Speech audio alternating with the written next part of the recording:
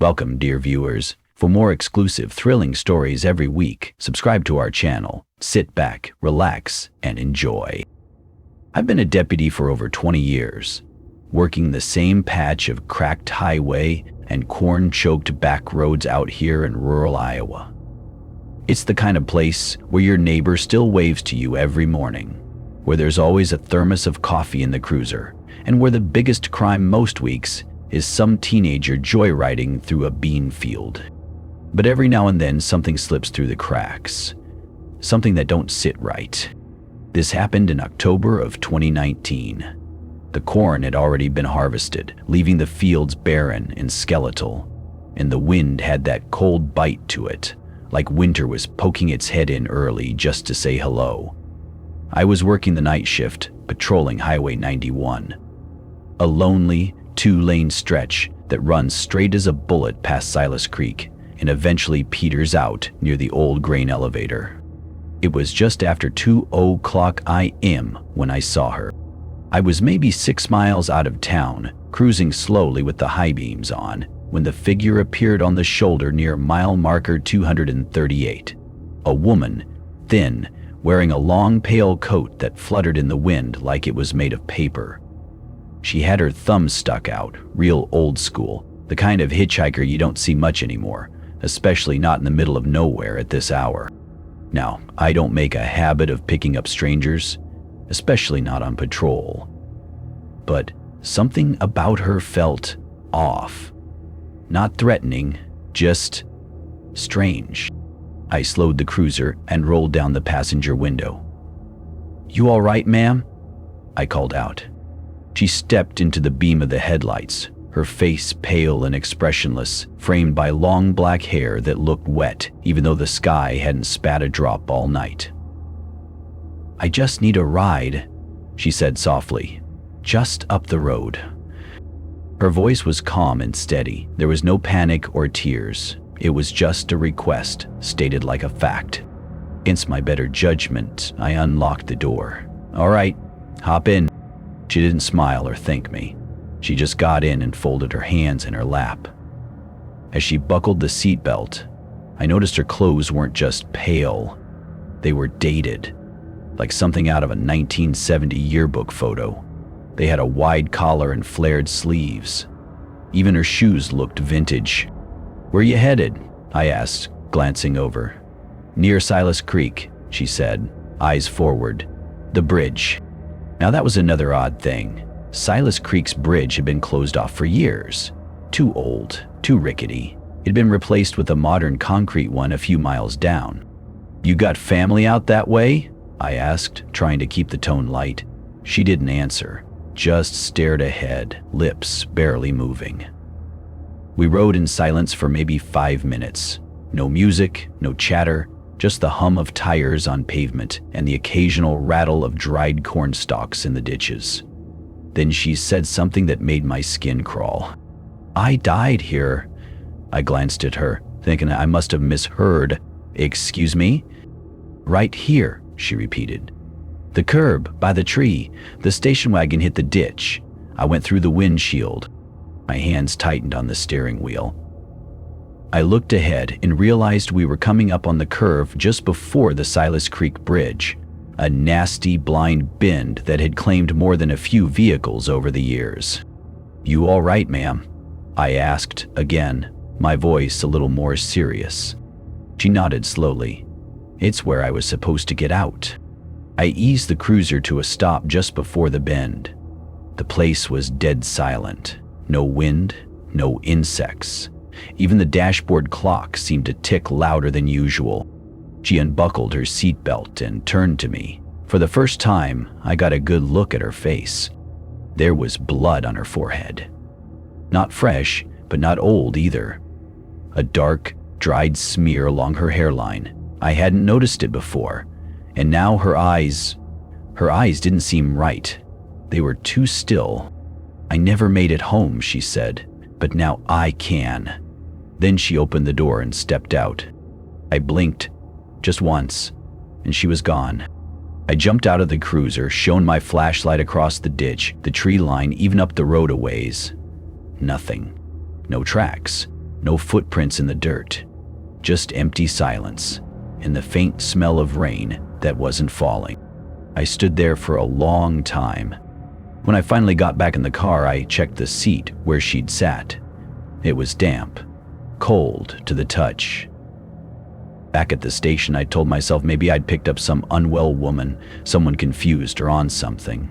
But I couldn't shake the feeling, the way she'd looked, the way her voice had sounded like it was being carried from far away. And the blood, that smear of dried blood that wasn't there and then was.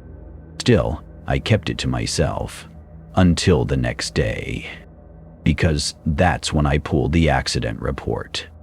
The next morning, I went into the station early, still running on the stale coffee I'd brewed at 3:00 a.m., and the kind of unease that doesn't wash off with a shower. I didn't tell anyone about the woman. Not yet. I figured if I was going to chase ghosts, I'd do it quiet. We keep a dusty file cabinet full of old accident reports in the records room. Paper copies from back before everything went digital. The drawer stuck as usual, and I had to give it a good yank before it screeched open. I flipped through the files alphabetically, then by location. Took a good 15 minutes, but eventually I found it. October 1973, Highway 91 near Silas Creek. Single vehicle accident, fatality. The report was written on yellowed paper, typed with an actual typewriter, the kind where the letters always looked a little off-center. It described a 1970 Plymouth station wagon, maroon, that had veered off the road on a rainy night and collided with a tree at high speed. There were 5 passengers. 4 survived, 1 didn't. Name, Leanne Holloway. Age, 19. October 28, 1973. Cause of death, blunt force trauma, thrown from the vehicle. The report included a black and white photo stapled to the back.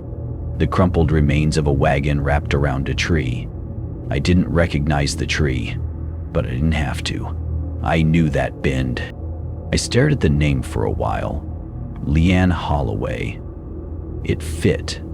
The hairstyle, the clothes, even the way she talked. Like she hadn't caught up with the times. What stuck with me, though, was something one of the survivors had said in the witness section of the report. Leanne was sitting in the front passenger seat. She kept saying she was cold. She said she didn't want to go over the bridge, that it felt wrong. Then the car lost control. I sat back in my chair, rubbing my jaw. I'd been a cop long enough to know people grieve in weird ways. Trauma messes with memory. And hitchhiker ghost stories? Hell, every rural county has one. But I'd seen her, I'd talked to her, and now I had a name. That should have been the end of it. But things started to get worse. 2 nights later, I was back on patrol, again near mile marker 238. My headlights caught something on the shoulder and my heart nearly stopped. A figure, standing in the exact same spot I'd seen Leanne. But this time, it wasn't her. It was a man. Fuller, gaunt, wearing a ratty camouflage jacket and holding a rusted gas can. I slowed and rolled down the window. "You need help?" He walked up, slowly, nervously. Said his truck had broken down up the road. I offered him a ride to the next town, and he gratefully climbed in. But the moment he shut the door, he looked over at the passenger seat and froze. "You all right?" I asked. He nodded slowly. "Yeah, just weird." He pointed to the seat. "It's wet." Sure enough, the same seat she'd sat in was damp again, freezing cold. But it hadn't rained in days. We rode in silence for a bit, until he asked, "Have you ever heard the story about the girl who died on this road?" I stared at him. "Leanne Holloway?" He turned, eyes wide. "You've seen her, haven't you?" I didn't answer. He'd told me he'd broken down there 3 times in the past decade. Each time, he'd felt something. Watched his mirrors fog up from the inside, heard a voice whispering, "Get out." And once, he swore he'd seen someone running barefoot down the center line of the road, long black hair whipping in the wind. "I won't stop on this highway anymore," he said. "Not past October. especially not near the bridge. After I dropped him off, I called it in and sat in the cruiser for a while, engine idling, watching my own breath mist in the air even though it wasn't that cold out. That night, I couldn't sleep. I went back through the case file, read every line twice, and I found something new. The survivors never attended the funeral. All 4 vanished within 5 years. 2 suicides, 1 overdose, 1 missing. That can't be a coincidence. Whatever happened on that road, it didn't end with the crash. And I had a feeling it wasn't done with me either. The bridge the report mentioned wasn't technically a bridge anymore. It was condemned in the late 80s, just a short concrete span over Silas Creek, with iron rails on either side that had rusted to bone. Locals still called it the Holloway Bridge, though I'd never made the connection until now. I drove out there at dusk, engine humming low as I pulled off onto the gravel shoulder. There were no lights, no road markings, just silence, and a whisper of wind through corn stubble and cattails.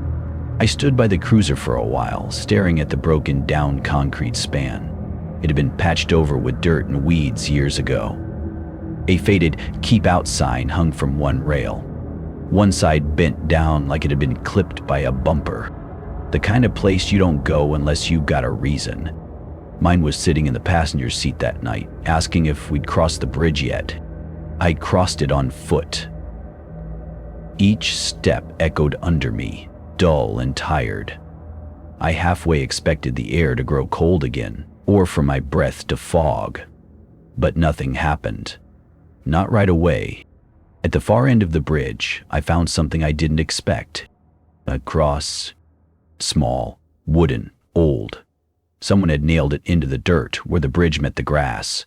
The name had long since weathered off, but a frayed plastic daisy was still zip-tied to the top.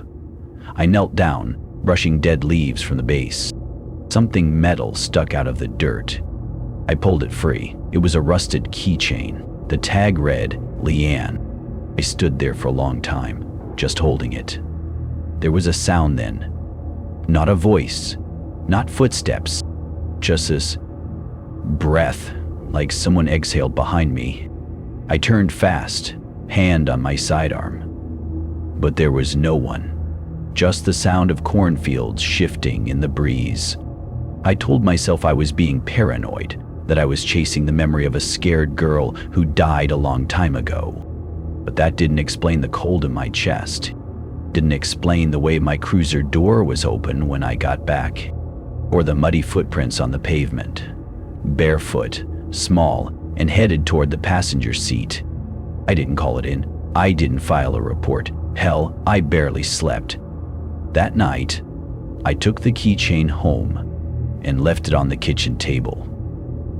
Thought maybe I'd bring it to the county records office the next day, see if there were any living relatives. But when I woke up, the keychain was gone, and someone had turned the porch light on. I live alone, no pets, no kids, just me.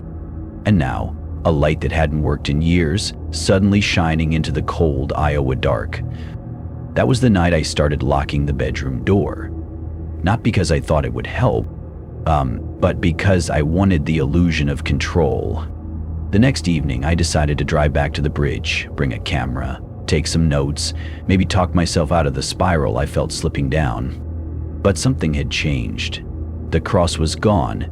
The keychain was lying dead center on the bridge. And next to it, something new. A shoe, old, white, canvas, size maybe 6 or 7.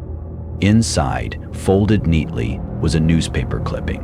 October 30th, 1973. Holloway teen remembered after fatal crash.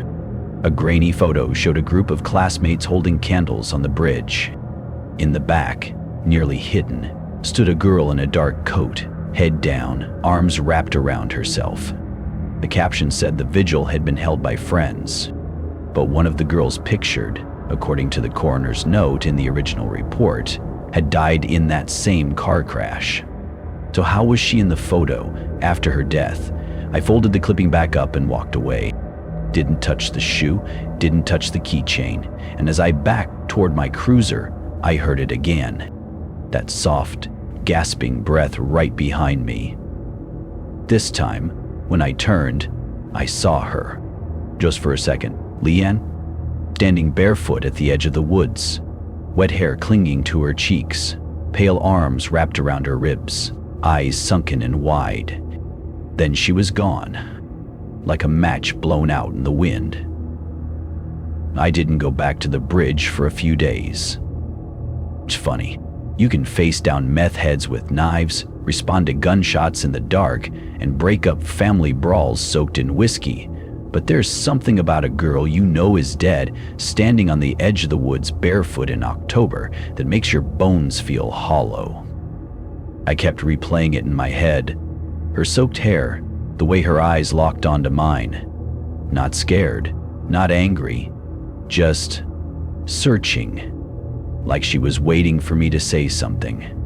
But what the hell do you say to a ghost? I didn't tell anyone at the station, obviously, but things started to feel off even during my normal shifts. My cruiser's radio would cut out, just for a second or two, and when it came back I'd hear breathing, not static, not interference, just long, slow inhales. One night, the dash cam powered on by itself while I was parked outside the Casey's. It beeped twice, red light flashing, then shut off. When I pulled the footage later, there were 12 seconds of black and white grain. Then, headlights from behind, except I was parked alone in an empty lot. And then, a face. Just barely, in the rear seat. Leanne. I shut my laptop and told myself I imagined it. I didn't sleep that night. Again. I finally gave in and called the only person I could think of who might know anything. Deputy Clyde Franklin.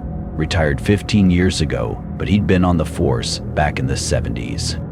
We met at the Grain Co-op Cafe off Highway 10, a place that still served burnt coffee and sold fishing worms out of a cooler. Clyde showed up wearing suspenders and a denim jacket, walking like both his knees were rusted shut.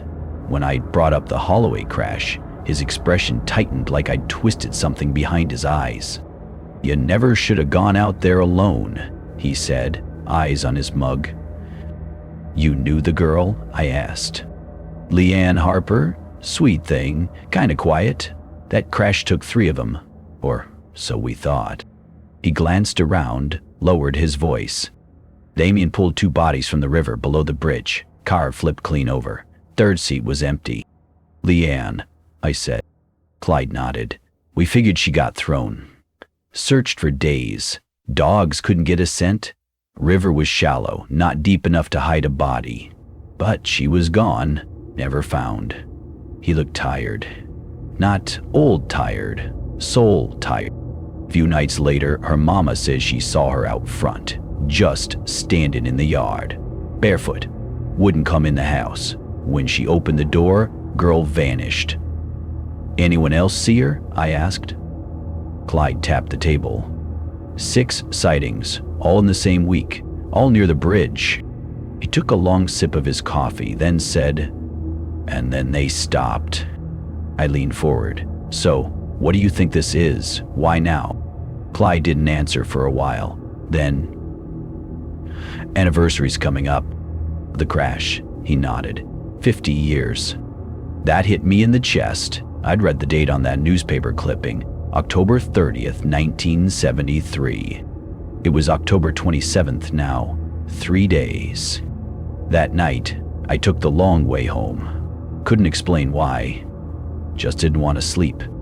As I crossed through a patch of fog near the edge of town, I saw her again. Leanne. Standing on the side of the road, thumb out. Same soaked hair. Same pale, searching eyes. This time I didn't stop. I should have. When I pulled into my driveway, the porch light was off. All the house lights were. But my bedroom window was wide open. And on the windowsill, soaking wet, sat the keychain I'd left at the bridge. I walked inside, hand on my gun. House was quiet. Too quiet. like the air itself was holding its breath. I checked every room. Nothing. Then I turned into the hallway and saw the footprints. Wet, bare, leading from my bedroom, down the hall, into the living room, and standing there, facing the wall, was Leanne, still, silent, like a mannequin wrapped in fog. I opened my mouth to speak, and she turned around. She turned around slowly, like something turning in water. Leanne Harper stood in my living room, soaked to the bone, eyes like fogged glass. Her skin had that waxy, too pale tone, not the kind that comes from fear or shock, but from being cold, long cold. Her lips parted. "I couldn't find him," she whispered. I didn't move. Couldn't. My fingers were locked on my holster, but I knew deep down that a gun was about as useful here as a flashlight underwater. Her eyes flicked to the floor, then to me. "He never came back for me." I swallowed. "Who?" But she was already turning again, slowly, looking at the fireplace. Then the pictures on the wall. My family, my badge, my dog from when I was a kid. Things that tied me to this world. Things she didn't have. I took a breath. "Leanne, do you know where you are?" She didn't answer. She stepped toward me, wet feet making no sound, and stopped, just inches away. The air around her smelled like river silt and lilies, sweet and wrong. "You saw me," she said. "Nobody else ever does." I think I was meant to," I said, and I meant it. Maybe I'd driven that road 100 times. Maybe I had seen her over and over, always just outside the reach of my headlights, always dismissed as shadow or a trick of the fog. But something was different this time. Maybe she was stronger. Maybe I was weaker. Her hand reached toward my chest, not to hurt, but like she was checking for something, for a heartbeat, for warmth. And then her eyes widened and she said, "You're not him." That's when every window in the house shattered. A shriek, high and hollow, filled the room like a banshee blast. My lights flickered and the fireplace flared up out of nowhere. Even though I hadn't used it in months, she was gone. Just gone. I collapsed to my knees, trying to understand what the hell had just happened. And then I heard it. A voice, soft, on the wind, from the shattered window. He left me there. He ran. I spent the next day combing through old county archives. I found the crash report again. Photos of the wreck. Mangled steel and blood-soaked riverbed. A blur of limbs in the back seat. But something didn't add up. 2 bodies were recovered, 1 missing. Leanne. The car had flipped after hitting a tree just before the bridge. The official story said the driver, Dale Burkett, was drunk, lost control, died on impact. The girl in the passenger seat, Amber Felden, was thrown from the car, died on the river rocks. But as I stared at the photo, something clicked. There was no blood on the driver's side airbag. In fact, the driver's seatbelt was unbuckled. And there, in the very back of the frame, almost missed by the corner, was a 4th set of footprints, in the mud, leading away from the wreck. Not 3 kids, 4. And the 4th one had walked away. I made a call, took a favor from a buddy in Des Moines who still had access to state records. A few hours later, I had a name. Dale Burkett didn't die in the crash. At least, not then. He changed his name in '74, moved out west, started a new life. The body they'd buried under his name was too mangled to be ID'd. No DNA back then, just assumptions and grief. I tracked him to a trailer park outside of Lincoln, Nebraska. Went out there the next day. The man who opened the door was old, fragile, had a smoker's wheeze and shook like a leaf in the wind. But I saw it in his eyes. Same ones as the kid in the photo. "You're not here about the Social Security thing," he said, like it wasn't a question. I shook my head. "You left her there." He flinched. I stepped closer. "You ran." He stared at me for a long time, then said, "She wasn't dead." I nodded. "She still isn't." He started to cry, shoulders twitching, hands trembling like someone whose guilt had never settled. "She was calling for me," he whispered, "calling, and I ran." "I think she's looking for you, Dale." "No," he said, "she's not." I frowned. "Why?" He looked up. "Because she already found me once." Then he turned and showed me his back. It was covered in scars, deep, spiraling ridges, like rope burns, like frostbite, like something dug in and wouldn't let go. He came to me in 1983. In the middle of the night, I was living in Texas, had a family, a wife, a daughter. "What happened?" He closed his eyes. She screamed, so loud the windows blew in. Just like back then, said she'd waited for me, and now I'd wait for her. And then, he exhaled shakily, then she disappeared. "But now she's back," I said, "and I think she's getting stronger." Dale nodded slowly. "Because it's the anniversary. 50 years. He looked out the window, past the trees, into the rising mist. "She'll come again," he whispered, "and this time, she won't let me go." I drove back from Nebraska in silence. Dale's story haunted every mile. The scars, the voice, the way he'd broken down when I mentioned the river. Like it wasn't just a place to him anymore, it was a wound that never healed. I kept thinking about what he'd said before I left his trailer. "She doesn't want to hurt me, not really. She just wants me to admit what I did, and I can't." That night, I parked my cruiser by the old bridge again, left the engine running, lights off. The fog was thick, quiet. You could hear water trickling beneath the planks, a sound that usually brought peace. But not tonight, because I knew she was out there. I got out and walked slowly to the middle of the bridge, flashlight in hand. My boots creaked against the old wood. Wind brushed the reeds, and then, as if the world paused, a voice behind me. I waited. I turned around.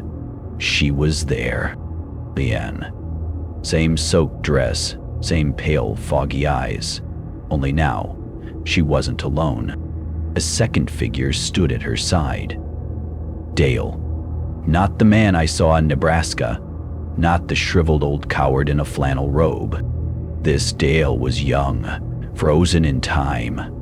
Mud on his jeans, blood on his cheek, eyes wide with guilt. He stared at her, like it was the first time he'd seen her since that night. Because maybe it was.